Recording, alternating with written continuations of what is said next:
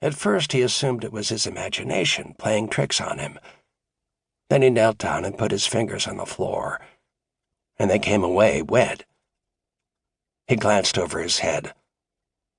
A leak from the unfinished attic?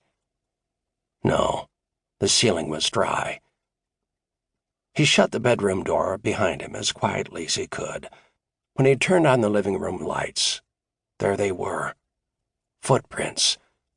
Wet footprints, making a trail away from the bedroom door, past the red leather furniture, beckoning him. He followed.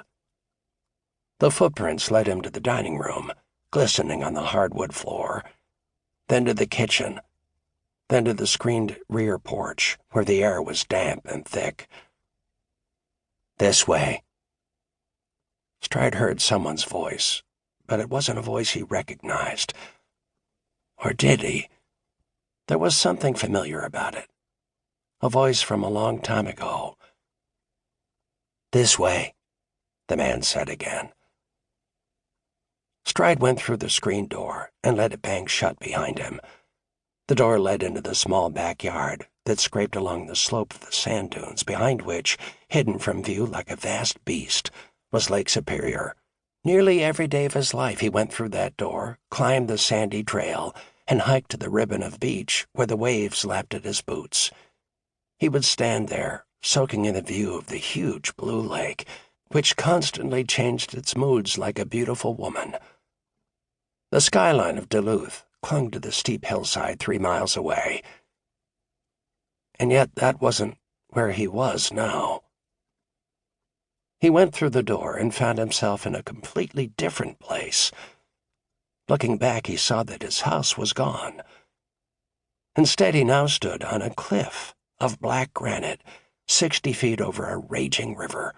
The fullness of the summer forest surrounded him. He knew this place well. It was called the Deeps, where Amity Creek stampeded along Seven Bridges Road like a wild mustang, swirling in whirlpools and sucking tree limbs into its current, before spitting them out in the cold water of Lake Superior. From this cliff you could take a running leap into the water and swim in the black pool below. He'd done it himself dozens of times as a teenager. He and his best friend, Steve Garske, would shout, jump, fly through the air, crash into the water, and fight the undertow back to the surface, over and over. But sometimes, when the rains were heavy, the Deeps caught a body and didn't give it back. Sometimes the flooded river held a body down and fed it to the lake. Stride stared into the rapids, which boomed like deep rolls of thunder and erupted in silver waterfalls. He was right on the cliff's edge, where the spray made the stones slippery. "Don't fall," a voice said. Stride turned around. "Don't fall. They'll never find you." A man stood behind him. He was short, no more than 5'6", with a skinny build. He had thinning black hair and wide, staring eyes that looked like the mask of a raccoon. His skin was pale. His hair and clothes were soaking wet. He'd been diving into the swollen creek. Drip, drip, drip.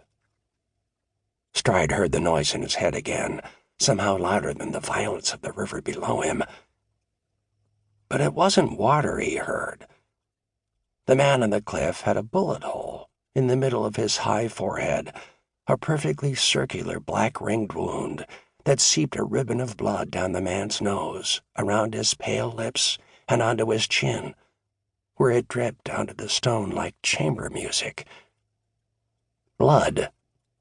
That was what he'd heard all along. Blood. Stride's right hand felt heavy. He lifted it and saw that a gun was in his hand, a wisp of smoke trailing from the barrel, a burnt smell in the air. He'd shot this man in the head. The wound was right there in his forehead, but the man still had his eyes open, still had a strange smile on his lips. "You're dead," Stride told the man. The smile on the man's face widened and turned into a mocking, cruel laugh, then went on and on.